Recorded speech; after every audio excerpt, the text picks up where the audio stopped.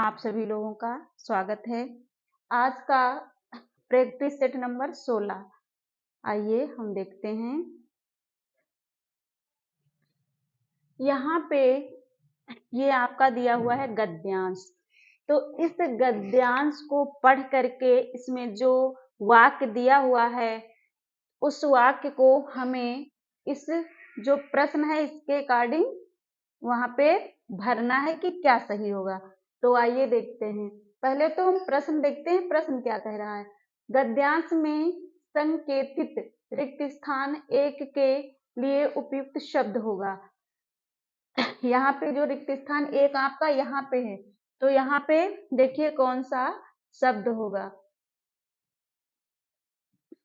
देखिए पहला जो आपका वाक्य दिया है, भाग्य परिवर्तन के लिए खाली स्थान ही एकमात्र सहारा है। तो भाग्य परिवर्तन के लिए ही एकमात्र सहारा है, तो इसमें हम रख के देखते हैं क्या सही होगा। भाग्य परिवर्तन के लिए यानी भाग्य में परिवर्तन करने के लिए परिश्रम ही एकमात्र सहारा है, आलस एकमात्र सहारा है, नींद एकमात्र सहारा है या खाना एकमात्र सहारा है। तो भाग्य परिवर्तन के लिए परिश्रम, परिश्रम ही क्या है, परिश्रम ही एकमात्र सहारा है। क्योंकि हम परिश्रम से, अब हम परिश्रम ही ना करें हमको फल मिल जाए, ऐसा असंभव है। जब हम निरंतर किसी भी कार्य के प्रति अपना मन लगा देंगे, हम डेली प्रतिदिन हम मेहनत करेंगे तो हमें सफलता अवश्य मिलेगी। तो यहाँ पे इन विकल्पों में सबसे जो सही विकल्प है वो विकल्प नंबर ए है। अगला देखिए, दूसरा है, एक आपका हो गया, दूसरा है केवल इच्छाओं द्वारा वांछित फल की असंभव है। तो वांछित फल की क्या, केवल इच्छाओं द्वारा वांछित फल की लेख या प्राप्ति या मौका गति, क्या, तो यहाँ पे हो जाएगा प्राप्ति। क्या हो जाएगा, प्राप्ति। अब यहाँ पे आप रख के देख लीजिए, केवल इच्छाओं द्वारा वांछित फल की प्राप्ति असंभव है। अगर आप केवल इच्छा मन में ही सोचेंगे और सोचेंगे कि हमें फल प्राप्त हो जाए, तो नहीं प्राप्त हो सकता। जब हम कठिन परिश्रम करेंगे तभी हमें फल की प्राप्ति होगी।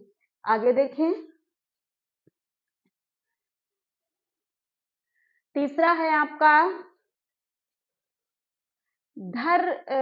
यहाँ तक हो गया था। अगला है, यदि व्यक्ति दिन में सपने देखता रहे, समुद्र के किनारे धर कर बैठा रहे, तो समुद्र के किनारे क्या, पैर पर पैर रखकर या हाथ पर हाथ रखकर या मुंह पर मुंह रखकर या आंख पर आंख रखकर, तो क्या हो जाएगा, हाथ पर हाथ रखकर।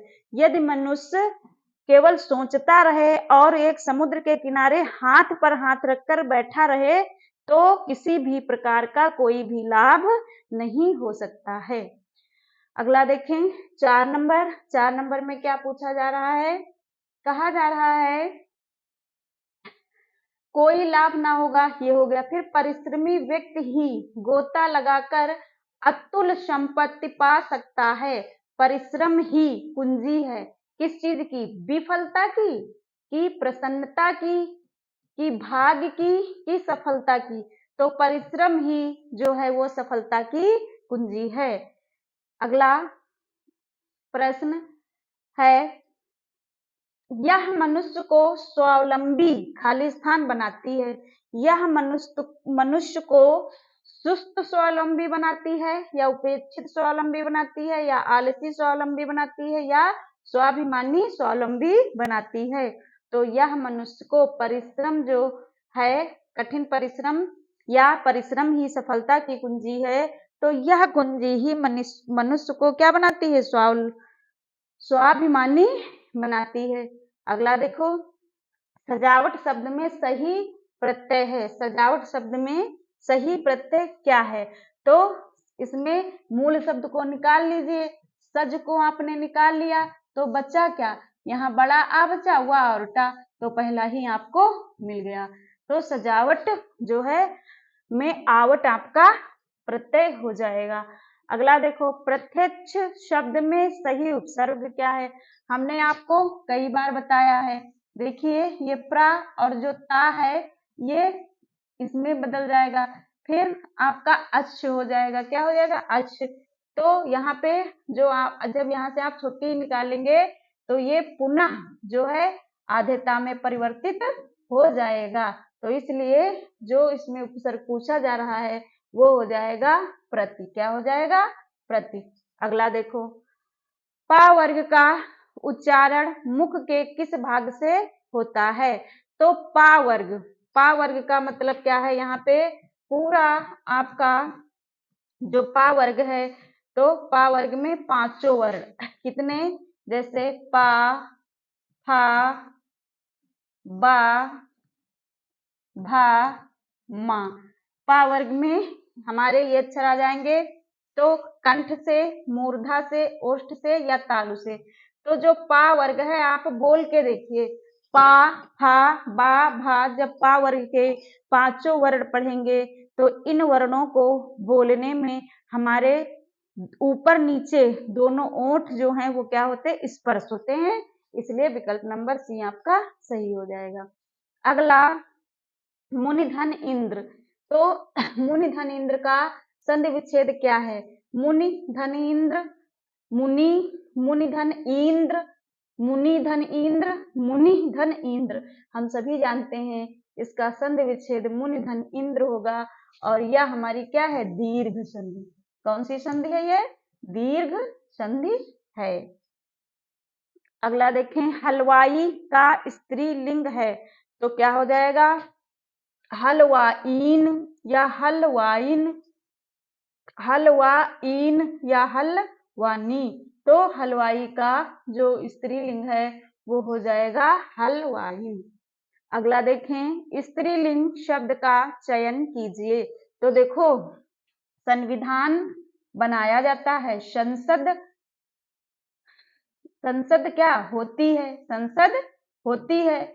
और गठन किया जाता है, सिंदूर लगाया जाता है। तो आपका जो सही विकल्प होगा वो संसद होगा, संसद होती है। फिर लिफाफा शब्द है अरबी, फारसी, हिंदी या संस्कृत। तो जो लिफाफा शब्द है वो अरबी शब्द है। लिफाफा शब्द कैसा शब्द है? लिफाफा शब्द जो है वो अरबी शब्द है। कैसा शब्द है? अरबी शब्द। लिफाफा जो है वो अरबी शब्द का, ये तो याद ही करना पड़ेगा आपको। अगला देखें, समधनसार शब्द में संधि निर्देश कीजिए। समधनसार तो हमने आपको बताया ये आपका सा है और इस माँ को हम बदल देंगे अनुस्वार में और फिर आपका ये आगे सा और रा हो जाएगा। तो क्या हो गया? ये आपका संसार हो गया। कौन सी संधि है ये? ये आपकी कौन सी संधि हो जाएगी? स्वर संधि, व्यंजन संधि, विसर्ग संधि या दीर्घ संधि। तो ये आपकी व्यंजन संधि के नियम है। अगला, गूलर का फूल होना मुहावरे का सही अर्थ क्या है? गूलर का फूल होना तो देखिए, खूब लाभ होना, अधिक प्यारा होना, भाग जाना या लापता होना। तो क्या गूलर के फूल को किसी ने देखा है? किसी ने भी नहीं देखा होगा, क्योंकि गूलर का फूल, फल तो दिखते हैं लेकिन फूल को किसी ने नहीं देखा। तो यहाँ पे इसका अर्थ सही क्या निकलेगा? लापता होना। अगला, आलोक का विलोम निम्नलिखित में से कौन सा है? तो आलोक, आलोक माने होता है उजाला। क्या होता है? उजाला। आलोक माने उजाला होता है। तो इसका क्या हो जाएगा? उजाला का विलोम आलोक का अंधकार हो जाएगा। अगला देखें, निम्नलिखित में से कौन से संयुक्त व्यंजन हैं? तो अंगा या इया, ड़ा, ना, शा, सा या छत, त्रंग। तो ये हमारे जो हैं वो संयुक्त व्यंजन हैं। कैसे? देखिए, जो छा का निर्माण है वो का, धन, सा से होता है, तब जाके आपका बनता है छा। और ता का निर्माण जो है ता, धन, रा से होता है तब जाके आपका बनता है त्रा, तो यही आपके संयुक्त व्यंजन हो जाएंगे। सही वर्तनी का चयन कीजिए। तो ऐतिहासिक, ऐतिहासिक, ऐतिहासिक या ऐतिहासिक, तो इसका सही हो जाएगा ऐतिहासिक। क्या हो जाएगा? ऐतिहासिक। घर आंगन किस समास का उदाहरण है? घर आंगन, तो इसका ये जो योजक चिन्ह है ये बदल जाएगा का में। किसमें? का में। घर का आंगन, तो जब घर का आंगन जहां पे हमें कारक चिन्ह मिल जाए वह समास बहुब्रीहि समास हो जाता है। ये तत्पुरुष समास हो जाता है। जहां पे हमें कारक चिन्ह मिले वो तत्पुरुष समास होता है। जब हमें यहाँ पे देखिए इसमें ना प्रथम पद प्रधान होगा ना दूसरा पद प्रधान होगा। जब कोई अन्य पद प्रधान होता है तो बहुब्रीहि होता है। द्विगु समास में हमें संख्याओं का बोध हो जाता है। किसका बोध? संख्याओं का बोध। हमें जो है द्विगु समास में संख्याओं का बोध होता है और द्वंद्व में दोनों पद क्या होते हैं? प्रधान हो जाते हैं। अगला देखें, साड़ी का बहुवचन क्या होगा? तो साड़ी का बहुवचन साड़ियां, साड़िये, साड़ियों या साड़ियां, तो साड़ी का बहुवचन आपका साड़ियां हो जाएगा।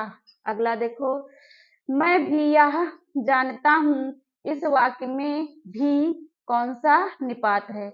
मैं भी यह जानता हूं, इस वाक्य में भी कौन सा निपात है? तो मैं भी यह जानता हूं, तो यहाँ पे ये जो भी है ये कौन सा निपात है? तो देखिए स्वीकारात्मक, नकारात्मक, निषेधात्मक या मैं भी यह जानता हूं, तो बलदायक निपात। तो मैं भी यह जानता हूं, यहाँ पे बलदायक निपात हो जाएगा। तो आज के हमारे इस प्रैक्टिस सेट में इतने ही प्रश्न थे, लेकिन आपको अभी बताना है कि आज के सेट से आपके कितने प्रश्न सही हुए हैं और अपने विचारों को कमेंट बॉक्स में आप भेजिएगा। जय हिंद, जय भारत।